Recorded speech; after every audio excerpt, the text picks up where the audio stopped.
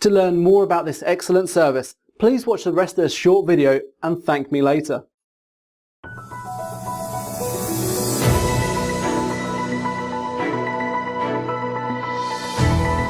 Hello everyone. Welcome back to the channel of K.L.P Entertainment. Live from our newsroom.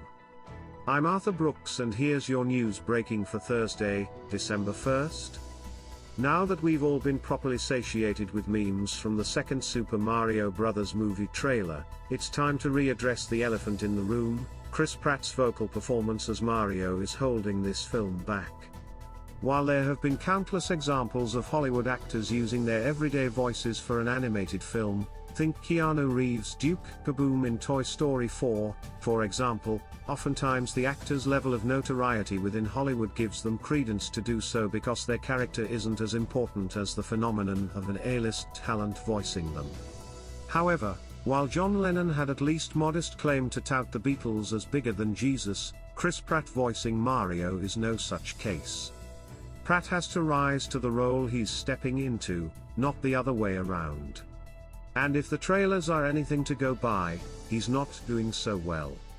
To his credit, Pratt's low-energy wahoo at the end of yesterday's trailer was serviceable, but when you look at the sheer energy and bravado Pratt's castmates are bringing to the table, it's hard not to feel like the ultimate film will be tainted by what's sounding like a subpar vocal performance. Jack Black is chewing up the virtual scenery as Bowser. Charlie Day as Luigi basically writes itself to any viewer of It's Always Sunny in Philadelphia. And you know for a fact that Seth Rogen's stoner laugh alone perfectly encapsulates Donkey Kong's goofy energy. Most of all, Princess Peach throwing away the trope of being a damsel in distress for being the Mushroom Kingdom's fearless leader wielding a freaking halberd matches the fierceness Anya Taylor-Joy brings to her roles, particularly in The Northman. Pratt, on the other hand, comes off as a bland isekai protag the audience is forced to stick with in order to experience more stimulating characters and the greater wonder of the world he inhabits. This is something the second trailer hit home with how many times characters unga bungaed his ass on screen and how hapless Mario appeared in comparison to everyone else. The voice actors for Mario in other countries do a better job of nailing his voice by either matching Mario's energy from the games or bringing their own flair to the booth. In terms of sheer accuracy, my favorite vocal performance goes to Mario's Brazilian voice actor, Rafael Rosotto. Rosotto's vocal performance as Mario really mama mia's on a cannoli, if you know what I mean. Mamoru Miyano, of Persona 5 fame, also knocks it out of the park as Mario's Japanese voice actor. His track record voicing Death Note's Light Yagami, Zombieland Saga's Kotaro Tatsumi, If You Know, You Know, and Kingdom Hearts Riku all but assures that Miyano has the range to voice Mario at his most silly and serious moments. However, Rosotto and Miyano aren't just great Mario voices by virtue of their impressive resumes, but because they are trained voice actors. Unlike Pratt, voice actors have been rightfully up in arms about Hollywood's recasting of actors for feature films. While Sonic the Hedgehog 2 had the wherewithal to not replace Tails' longtime voice actress Colleen O'Shaughnessy, other films like Space Jam 2 take it upon themselves to recast main characters with names that have more star power, in this case casting Zendaya as Lola Bunny instead of retaining her established voice actor, Kath Soucie. Powerpuff Girls voice actor Tara Strong voiced her frustrations at Nintendo not letting longtime Mario voice actor Charles Martinet reprise his role in the film, tweeting that it should be Charles.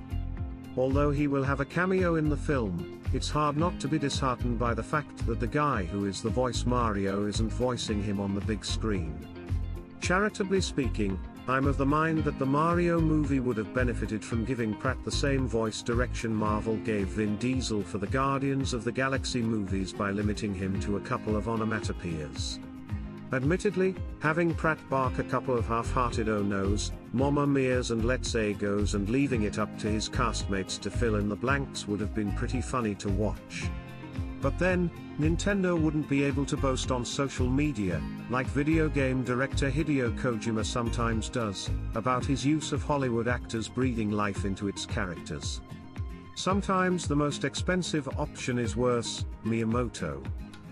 Mario voice frustrations aside, the movie will likely still do gangbusters at the box office by virtue of it being a Mario movie with stellar animation by Illumination Studios. However, that won't stop fans from feeling like the Super Mario Bros. Movie could have been an 11 out of 10 if its vocal performances matched the efforts of its animators. Hopefully, the U.S. will have the option to watch it subbed in theaters like in those Japanese anime we all hear so much about that sometimes make their way overseas. It's interesting that we're getting a second trailer a little more than a month after the first one captivated the internet.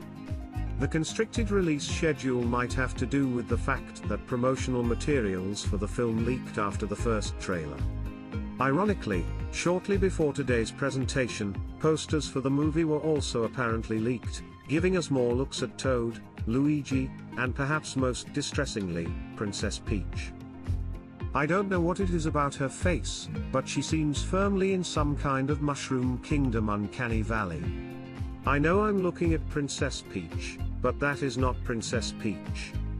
Voiced by Anya Taylor-Joy, I hope this princess retains her somewhat conflicting personality of being a dainty damsel, who can also beat your ass with a radish if need be and isn't turned into some kind of gaslight, gatekeep, girl boss stereotype. One of the leaked posters features Mario over what appears to be a map of New York City with the Brooklyn Heights neighborhood featured prominently, shouting out Mario's canonical hometown, which explains the slight "I'm walking here" twang in Pratt's voice.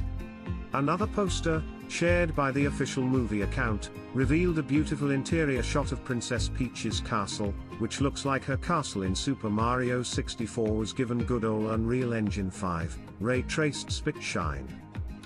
The vibes of the movie have, so far, been stellar. The environments and characters, Peach notwithstanding, look incredible. And I gotta say, this second trailer is doing a whole lot more for the movie than the first one.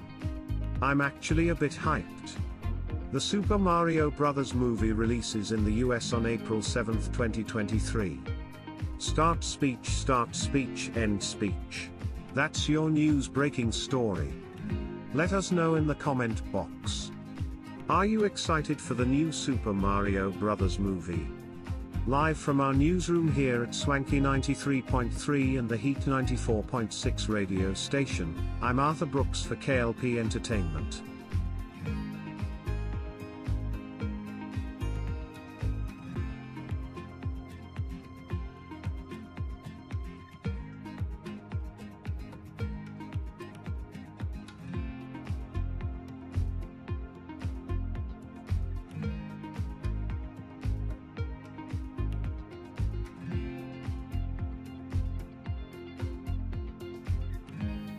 Thanks for watching. I hope you got a lot from it.